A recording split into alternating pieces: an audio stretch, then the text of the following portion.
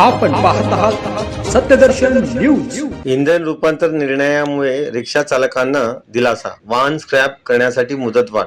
शहरातील अंदाजे 5000 auto rickshaw चालकांना त्यांची रिक्षा स्क्रॅप करण्याऐवजी सीएनजी किंवा एलपीजी इंधन रूपांतरामुळे वापरता येणार आहे। परिवहन खात्याच्या या आदेशाने रिक्षा चालकांना दिलासा मिळाला आहे।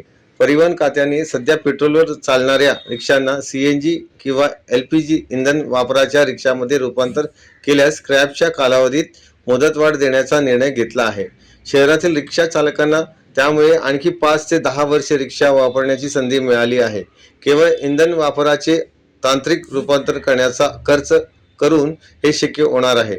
काही वर्षात पेट्रोलच्या ज्यादा दरामुळे रिक्षा चालकांना देखील आर्थिक नुकसान होत होते, पण स्क्रॅपची मुदत 15 वर्षाची असल्याने आहे त्या स्थितीत रिक्षा चालवण्याशिवाय त्यांच्यासमोर पर्याय नव्हता। इंधन वापराचे रूपांतर केले तरी स्क्रॅपच्या मुदतीत रिक्षा बंद करण्याशिवाय त्यांच्यासमोर पर्याय नव्हता। त्यातच नवीन रिक्षा खरेदीच्या बाबतीत देखील अडचणी होत्या।